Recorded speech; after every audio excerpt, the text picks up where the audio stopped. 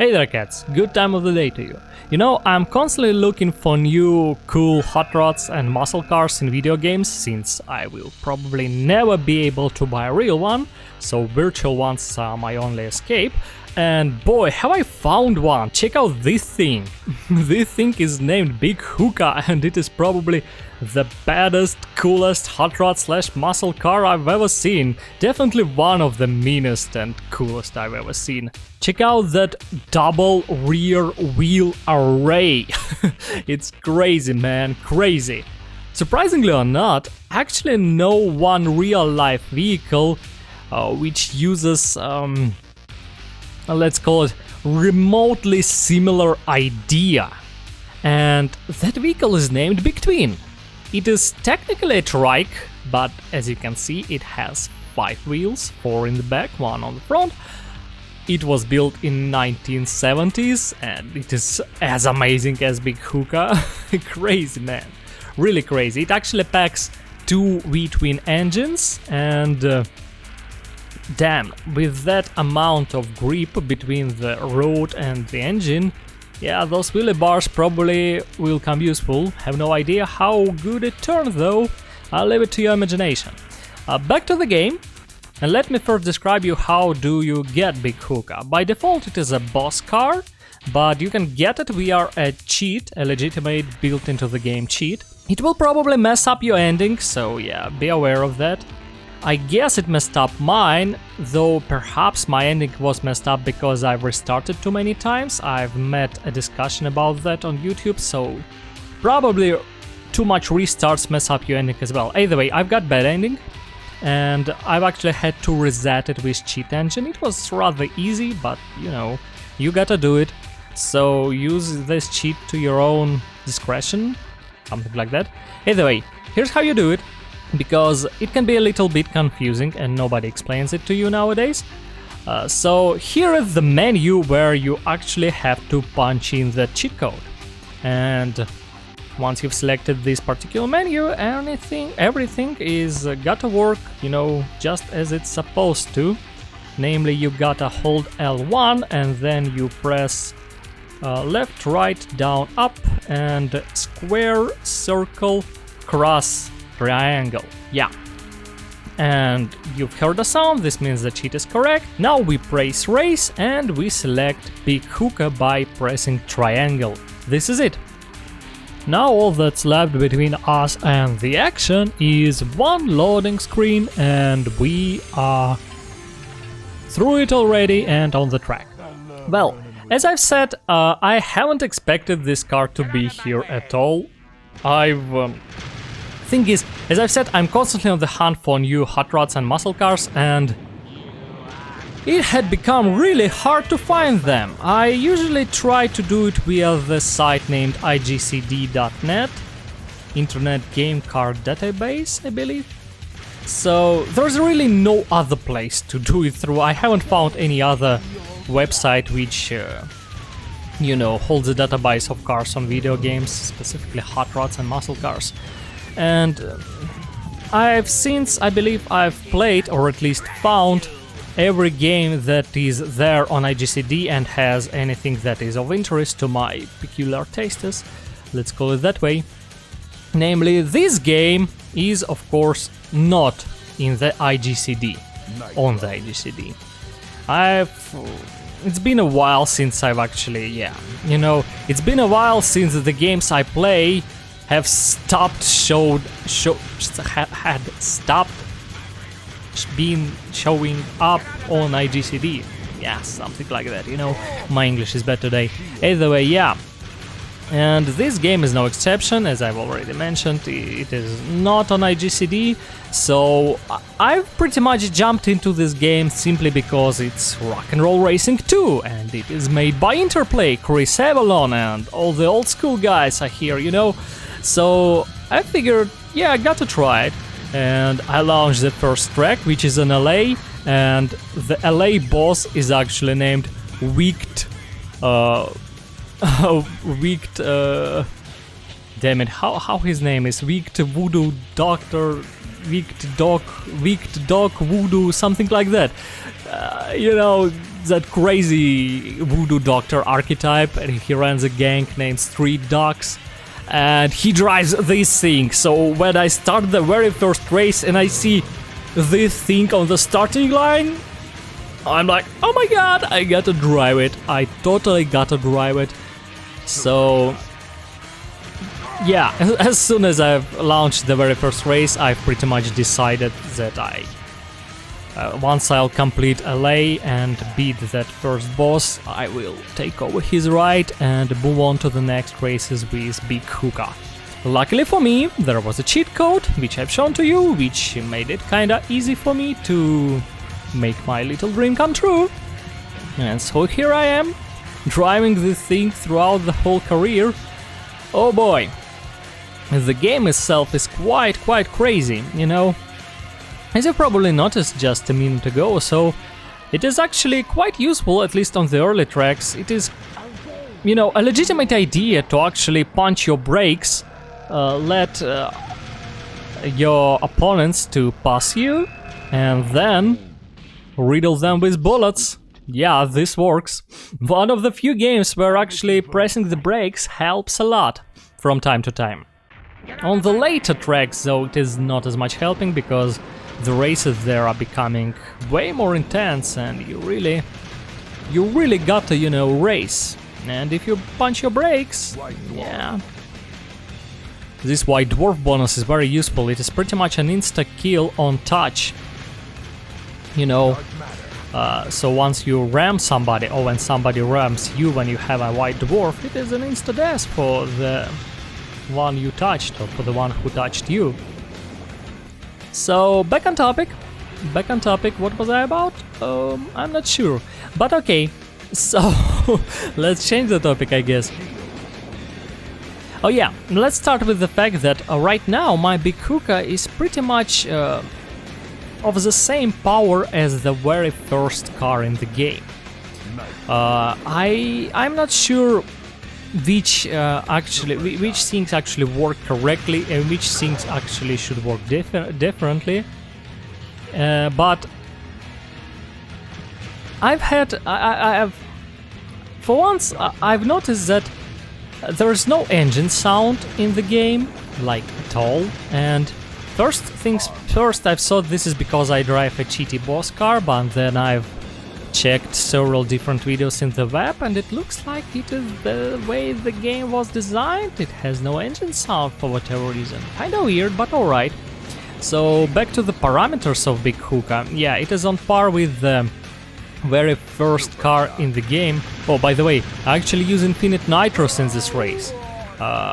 Not even sure why I've done it. I totally could have won this race without infinite nitros, but for whatever reason, and this is the only race where I actually decided to cheat with the nitros. It is the second planet and the race is not even that hard. Yeah, like something stroked me and I like got ahead by infinite nitros for whatever reason. Yeah, as I've said, so the parameters are quite equal to the parameters of the very first car, so the race is kinda hard. My armor is pretty much non-existent. My weapons are barely scratching my opponents, and yeah, this thing is kinda hard. So that's why I've launched Cheat Engine and started to search for the parameters of the vehicle. Namely, I found the parameters of the main weapon, of the defensive weapon, the armor of the car, and I've ended up, you know, like not quite needing them. It turns out the parameters of the boss vehicles you select with the cheat actually scale up rather nicely, and I'm not sure what are they scaling off, so to say.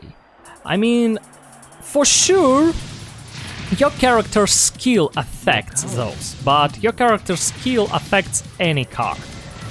But I'm also quite sure that the weapons you actually buy for your car, the weapons, the armor, all that stuff, actually affects the boss cars you select via cheat.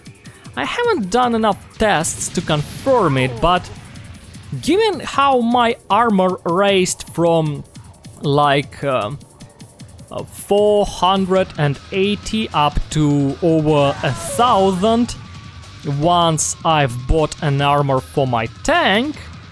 Yeah, I guess the upgrades you select for your vehicle actually somehow transfer via percentage to the boss vehicles. I've still ended up to tailoring weapons for my own tastes, so I didn't touch the armor after all, since it seems like I'm decently armored, but I've changed my weapons quite a bit. I've changed machine guns significantly. I've made them rather low damaging, like the final weapon on the very first card does about 128 damage, as far as I remember. My machine guns do 60 points of damage, and that's per shot, 128 versus 60. On the other hand, I've pumped up my machine gun's rate of fire, as you can see. If you compare to the previous races, they're now constantly firing like they are on super shot bonus. So I did it so I would actually feel like I'm having the machine guns. So I've also halved the amount of energy every shot takes from my vehicle. So I can now do a long, does it called on English? A long array of shots, so to say. Full auto, yeah, so I can go full auto for quite a long time, but each of my shots is rather low damaged. I'm not quite sure if I've made this weapon overpowered. I don't know, let me just say that I've included the final race in this video. I'm not sure why I've done it, because it is quite a chore and not a lot of fun at all. But I've included it so I can, relate to it as an example. And thing is, there is a walkthrough of Red Asphalt on the World of Long Plays channel, and in it the guy made through the final boss with the last vehicle, which has auto aim and just aiming systems, so to say, and other stuff. So the guy made it through the final boss in like under 5 minutes. For me, it took, I believe, about 20 minutes to actually take the final boss down with the machine guns I've made, with the weapons I've made. So I guess even if my machine guns end up overpowered, I guess it is safe to imagine they're not overpowered much. I guess it is a fair weapon. Now, the weapon which I've made actually overpowered is my defensive weapon, namely the corrosive gas. I've actually made it like to be a sure shot kill, and the reasons for that are because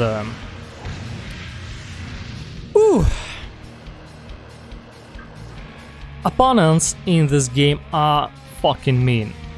If they are on your tail, you're pretty much dead, at least in my car, in Big Hookah. As I've said, I didn't modify the armor, so the armor is what you can get legitimately, and boy, I cannot take much damage at all.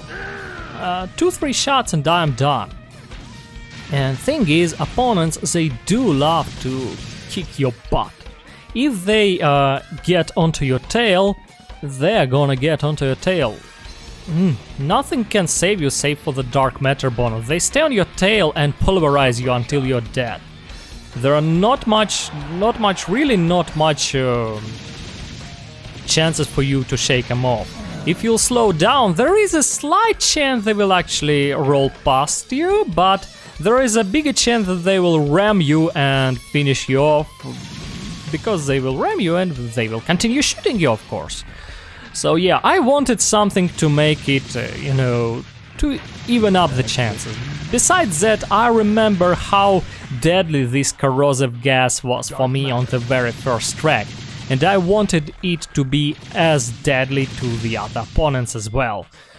So you will see what I'm talking about, by the way, right in this race on the third lap, which comes very soon, about 1 turn left.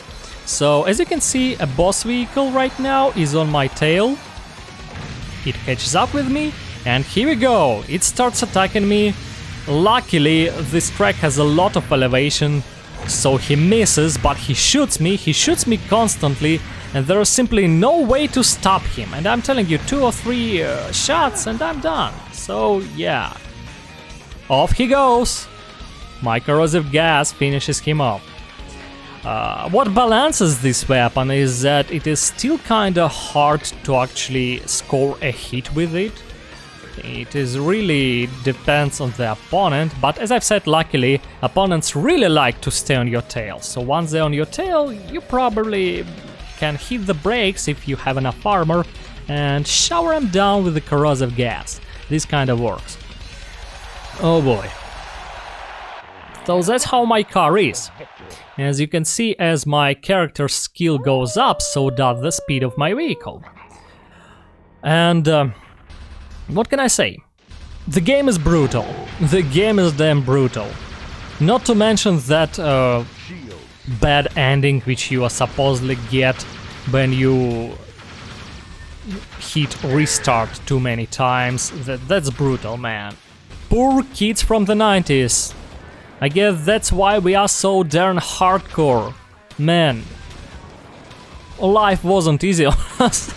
Oh boy. The games of my childhood, they do not hold punches back. The game doesn't even tell to you that you cannot turn a good ending anymore. That just happens. And you get a bad ending. And your character rots in jail. Fucked up, man. You like bust your ass off right here and you get a bad ending. Now that's just a sucker punch, man. WipeOut, it at least told you what's wrong. And why you have, when you will lose, you will lose. It tells you how many restarts you have left, and then, yeah, that's it. This game doesn't even tell you. It just happens. And then it's up to you to figure out why it happened. As I've said, I still do not know if my ending is bad because of the cheat I've used, or my ending is bad because I've actually hit restart too many times. And if it is because of the cheat, it is completely unfair, because the car I pick is a very weak car. It is a very weak vehicle, but, you know, as I've said, the guy on the in that walkthrough on the World of Long Plays finished the boss off in under 5 minutes using the legit vehicle. And yeah, I can believe it. I can imagine the numbers the final vehicles pulling out. Even though I didn't check it in the cheat engine, I can imagine those numbers. The final vehicle is nasty, I can believe that. So yeah, as I've said, the game is fucking brutal. First things first, as you've probably noticed, at some point I've had to switch between the like scanner type of a minimap to a radar type of a minimap. You know, radar map. I believe it calls radar and map. So I'm on map now. So I can see the map. Why do I had to switch? Well, that's so I would have been able to see if the opponents are way too far away from me, or if I can actually catch up with them. Because really, like 2 or 3 mistakes and the opponents have a huge chance to leave you so far behind, you will just look on your map and say, yeah, that's a restart. So yeah, at some point I've decided that I'd better see right away if I gotta make through the rest of the race, or if I should just restart right away, because there's really no the game has too much random stuff going on. There's really no saying what will happen after the second or third turn. You can actually fall far behind, or you can actually build a huge advantage. So yeah, map is very useful to see what's happening in the race and to see if you have any chances going on, or if you better, you know, give up and restart. So I hope you've caught that idea of mine. So how this works, by the way, is I believe 3 opponents are working via the catch-up, especially the boss vehicle is working via the catch-up to the player. If the player is on the last place, the boss will not go further than the 3rd place, or at least that's how the boss in the first city in Los Angeles operates. Wicked Dog Voodoo, I believe his name is after all. So yeah, and if the player on the first place, the boss will catch up with the first place, and the boss will actually do his best to stay near the player and make his life bad. Or at least difficult as possible. So, to other vehicles, I believe they do it as well. Once again, it is definitely, that's how it definitely works in Los Angeles. I'm not sure about the other tracks, and I will tell you why in a minute or two.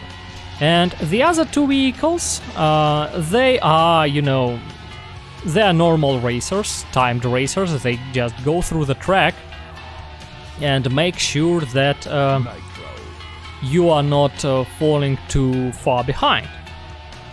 In fact, the system is very similar to Ridge Racer games, Ridge Racer 5 in general, and at least that's how I feel. And what's specifically weird is that it has the same quirk that I've noticed in Ridge Racer 5. If you don't catch up with the timed two opponents soon after the race starts, they will rocket off into the distance and you will never catch up with them at all. That's why I actually use nitros from the very start. As soon as I start, I punch out the nitros and I try to catch up with the first two places, because if I won't catch up with them immediately, something will click and they will rock out and, you know, side to side and out of sight, man. They will be like half a lap front of me, and you gotta either kill them or take them over really quick, or you won't be able to catch up with them. I'm not sure why, but that's how this game operates, and at least, once again, maybe it's some glitch in the emulator or something. I've noticed that this game is seemingly quite hard to emulate, and for quite a while there was not correct ROM in it, in the you know, anywhere to be found. Glitches with the sound were quite, you know, widespread, so I'm not sure how much of it emulates correctly, but it works, and actually I'm having a lot of fun with it, probably way too much fun given what's going on the screen.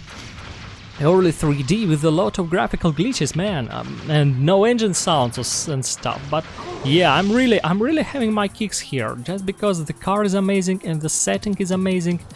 Oh boy, dragons and voodoo doctors and superchargers and yeah, it's metal. So yeah, I'm having a lot of fun right here. Even though I'm not sure how much fun, how much of this fun is working as intended, but still. So yeah, back on topic of this game being brutal. In the internet, on Wikipedia, I believe, and on some other sites, I read that the game is kinda similar to WipeOut. Namely, people compared it with WipeOut XL. You know what? First two planets, I couldn't quite understand what's so similar between this game and WipeOut. On the third planet, I've started to figure out, boy, you gotta learn your tracks, you gotta stay away from the walls. If you cannot drive, back into the gutters you go, you ain't gonna win this. And I'm not even playing on the hardest difficulty, by the way, this is medium, which is called Veteran right here. And the hardest is Death Wish, and I'm not trying Death Wish, boy, because Veteran is more than enough for me. This bitch is hard, man. So yeah. On the third and fourth planet, I've started to figure out what's so similar between this game and WipeOut.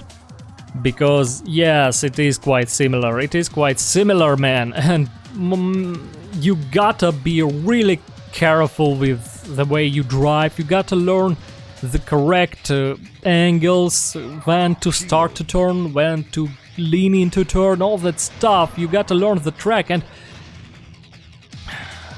to tell you this is a vehicular combat game, there's actually a button which, you know, a practice run. It lets you to run the track alone without opponents.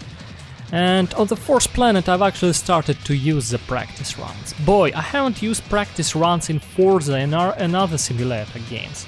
I believe this is the first game where I've actually started to learn the track and do fucking practice runs, man. Maybe I'm getting old, but this is brutal. And WipeOut, you know, there are something about WipeOut, the ships there are rather... it is easier to operate them, to drive them. The cars in this game are wild, and the brakes are impossible to use if you are in the turn. You know, WipeOut has that air brakes system, and it is kinda awkward, but you can get used to it.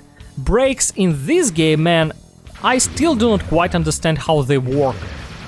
They're quite useful when you are on the straight, and yeah, you can use them before the turns, but if you missed your moment, yeah, brakes won't save you.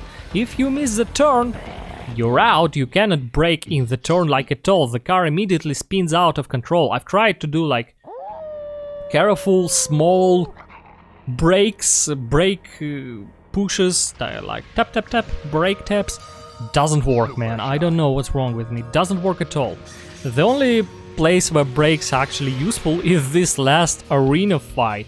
So I can push the brakes and let the boss go in front of me. Well, first two planets, as I've already, said, their brakes can be used in the very same manner. You can simply push your brakes to the metal and let your opponents go in front of you so you can riddle them with your weapon. Yeah, this kind of works, but this is, you know, not the racing way of using brakes, and since, you know, the game turns out, as you can see in the last race before this arena, I've only scored 1 kill, so for a vehicular combat game, which is supposed to be arcadey, killing metal something, you know, there is actually a lot of skill going on in actual racing. I didn't expect that to happen, really. But yeah, that's it, that's how it works. So if you're going to play this, prepare to, you know, actually race and learn how this game does operate. You will have to use it. There's no way around it, man. Oh boy. And it definitely came as a surprise for me. I didn't expect that at all. So, what else can I say? There was something else on my mind, and I believe I kinda missed it a bit. Well, I guess it'll come back to me. Either way, overall, this game totally rocks. For some reason, I'm in love with soundtrack, even though it is kinda, I don't know, nothing special, so to say, but at the same time, I'm loving it. I especially love this track where the guy simply, you know, not to say screams or sings, he just says like, I'm a human being, and he says it all over, and for some reason I just love that track. I don't know, this game really tickles me in all the right places, and I've liked it, you know? I guess that's why I recorded this video. And thing is, I wanted to say that this game is really darn overlooked. As I've said, it is not on IGCD, and I've discovered it by, you know, by an accident. It is crazy that nobody heard about it, because the game is darn good. At least in my opinion, I don't know. You know, the fact that I've stayed alive after this maneuver surprises me still. You know, I should have been dead. But either way, yeah. It really surprises me that people do not know about this game, like, at all. Oh. And, you know, I guess this is because the game has been overlooked back in '97 when it came out, and to the reason why it overlooked, I cannot imagine the reason, and the only thing that comes to my mind is that one thing that usually a friend of mine says. I believe I've never said it out loud, but the time has come, and you ready? So, I guess back in the days, people had too much good stuff to choose from. There, I've said it. I cannot imagine any other reason you could like take this game and say like, meh, it's too similar to WipeOut, why even play it, or something like that. Like, I got Twisted Metal, I got WipeOut, I got Vigilante 8, I got whatever hell is I got in the 97, so yeah, I'm gonna play whatever else. Man, that's crazy, just putting stuff like this aside. Oh, 97 was a good year, I guess. I cannot imagine putting aside anything like this nowadays, but yeah, that's why I'm playing it. And boy, this game is so darn metal. I really like it, you know, it is full of 80s stuff, you know, all the things I like. As I've said, it takes everything, it takes lasers, it takes magic, it takes high-tech aliens, barbarians, cyborgs, mixes it all up with vehicles, and there you go. Metal, absolutely metal, and I love it. I mean, yeah, I'm hooked up on 50s, 60s, 70s, 80s, like real deal hard hooked up, but then the best settings are from the 80s, and they use the very same, you know, the very same idea of taking everything and mixing it all up in one bag. You don't believe me, but I'm telling you the truth. And the settings I'm talking about are the original old Warhammer 40k, namely 1st, 2nd, 3rd edition, and Shadowrun. Yeah, they do just that. They take all that stuff, beastmen, elves, magic, cyborgs, space, engines, everything you can think of, and they just mix it all up in one crazy mix, and it works fucking beautifully. I really miss stuff like that. It is not done way too often nowadays, and when it's done it lacks a certain style, you know. But then I mean, what can I think of? Well, Shadowrun games, well, they're okay, I guess. They're pretty much the original Shadowrun made Flash. Hooray for those 3 games, they came out. That was... I really enjoyed them. They were good games, but I cannot think of much else, to be quite honest. Cyberpunk 2077, well, that's a disaster. I mean, really. Whoever tells what, I mean, Keanu Reeves is cool, yeah, I mean, in its own way, but he lacks the style of the original Silverhand. If you actually took a look how original Silverhand looked in 2nd edition Cyberpunk rulebook, well, he looks like a hair metalist, and Keanu Reeves looks nothing like that. Yeah, of course, that's like 57 years between Cyberpunk 2020 and 2077, so things change, but that's what I mean. That's like 57 years between 2020 and 2077, and pretty much the same thing happened in real life. Like there's like 30 years between 1989 and 20... when the Cyberpunk came out? 21? 20? Whatever. So... no, it's not to say that nobody actually tries to recreate that style. As I've said, Shadowrun kinda works because it is faithful to the original game. Cyberpunk decided not to be faithful to the original game, it decided to take place in 2077. Yeah. So yeah, overall, all I can say is that nothing actually follows those original mixes. Even Warhammer 40k nowadays is not the Warhammer 40k that was back in the days. I mean, check out those new I will call them dwarves, I don't remember the name. Squads, dwarves, you know, new dwarves, they are a far cry from the old dwarves. And new Primaris Marines have lost all the charm.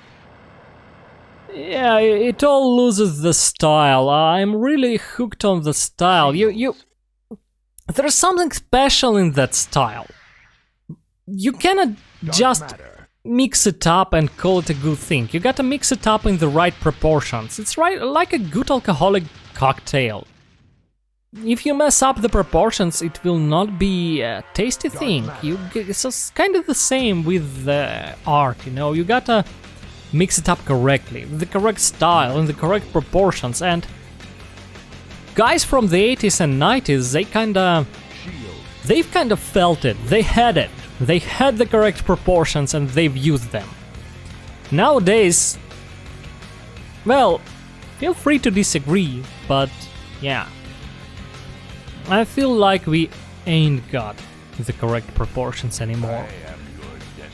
A lot of people in the commentary sections under videos with this game say that they hope for the remaster and stuff. Yeah, well, I'm pretty sure remaster will lose a good portion of its charm, like it happens in like 90% of the remasters.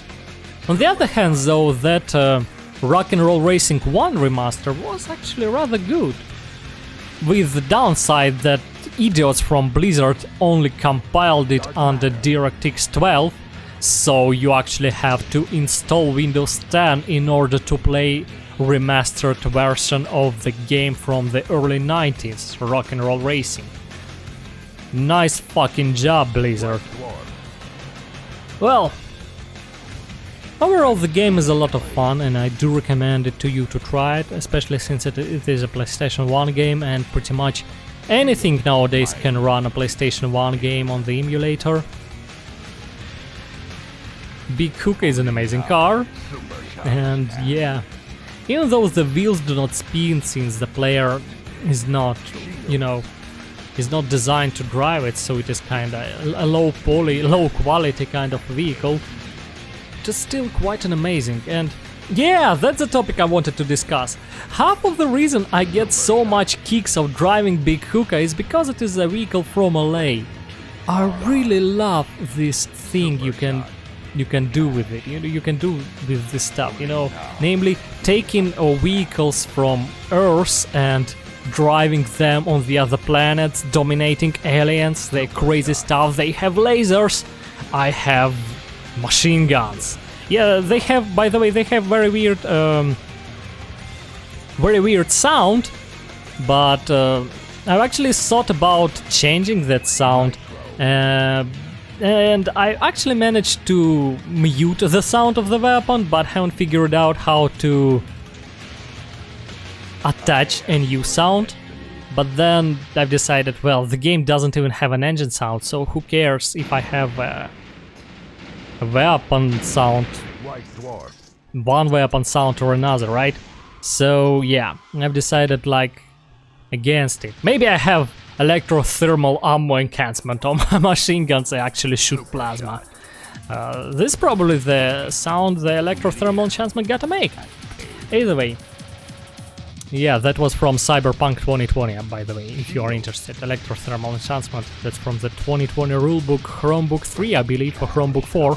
Either way, I have this, I guess kind of weird, but pretty hard-edged conviction in myself that old tech is superior, and I really like using old stuff and put it against new stuff, so yeah. You got lasers and plasma, I have 2 machine guns, you have Bugatti with fancy W engines and twin turbochargers and 6 speeds. Well, I got Ford Model A, flathead V8, supercharger and 4-speed transmission. You have full auto AK-47, I got a 6-shooter revolver, and that's all I need, really. So even if those things in the game are not, you know, top tier, and they're usually either not a top tier or, so to say, balanced top tier, a top tier which needs skill, because muscle cars, they usually lack in cornering, in traction and stuff. Revolvers, they only have 6 bullets, so you gotta shoot very accurately with them. And I like using that stuff. I like using that stuff and making it work. It really lights me up winning with the old tech when much newer tech is available. It makes me feel Just my thing, you know. So yeah, bringing on big hookah from planet Earth all across the galaxy and defeating alien overlords, robots and their fancy tech, crazy tracked hovercrafts and all that stuff feels correct. To top it off, big hookah itself is kinda crazy, even though it is crazy in a mundane way compared to the other vehicles around. But hey, overall, feels really great. Oh well, I guess this is it. I hope you enjoyed this video. Thanks for being with me, cats, and good luck. That's how it all ended. News of Dranic's defeat spread quickly, and the rest of the Horde soon suffered the same fate. All traces of Dranic's tyranny were wiped clean, destroyed by the vengeful wrath of those peoples who had suffered his cruelty for the better part of a century.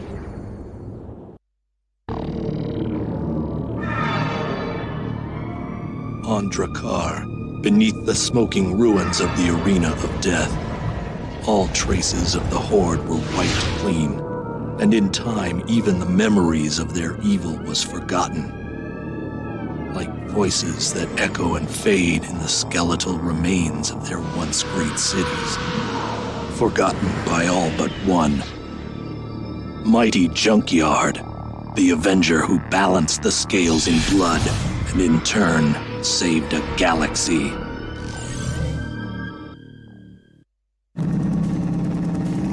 But the races have changed me forever. I choose to go my own way. The road calls and I must answer. My best times are spent behind the wheel, with the engine screaming and the tires smoking, and only the horizon to stop me. I suppose there's no better way.